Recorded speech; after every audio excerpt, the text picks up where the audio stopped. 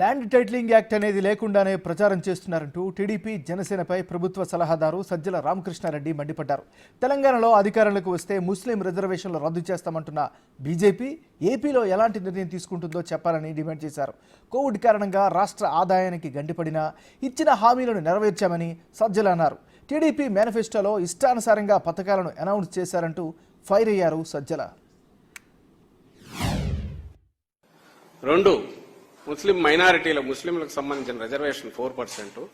మీరైతే అంటే బీజేపీ జాతీయ నాయకులు అందరూ కూడా తెలంగాణ వరకు మా పక్కన వరకు కూడా 4% రిజర్వేషన్ లేదు, ఉండదు, మేము బతికినంతకాలం అయితే అది ఉండదు అని వాళ్ళు చెప్తున్నారు. మరి ఇక్కడ ఈయనేమో నేను అది ఇక్కడ రానివ్వనులే, డోంట్ వరీ అంటున్నాడు.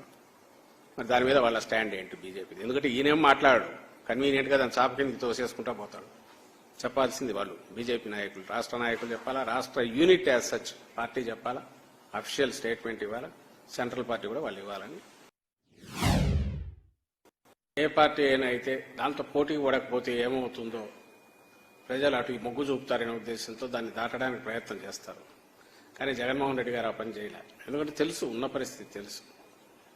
ఆర్థిక సంక్షోభం, కోవిడ్ తర్వాత ప్రపంచం మొత్తం కూడా కోలుకుంటోంది. మన రాష్ట్రం మినహాయింపు కాదు.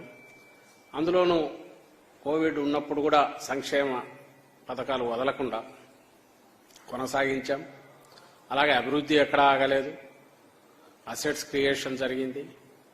మొత్తం రాష్ట్రంలో అన్ని పరిపాలనా సంస్కరణల దగ్గర నుంచి, అభివృద్ధి పథకాల దగ్గర నుంచి, ప్రాజెక్టుల దగ్గర నుంచి, కొత్త ప్రాజెక్టుల వరకు అన్నీ కూడా ఏది ఆగకుండా శరవేగంగా కొన్ని ముగిసే దశలో అవి ఫైనల్ స్టేజ్లోకి వచ్చాయి. అది కంటిన్యూ చేస్తూనే వస్తున్నాం. బహుశా ఇది ఇలాంటి అరుదైన దృశ్యం ఇక్కడ ఆంధ్రప్రదేశ్లో మాత్రమే కనిపిస్తుంది.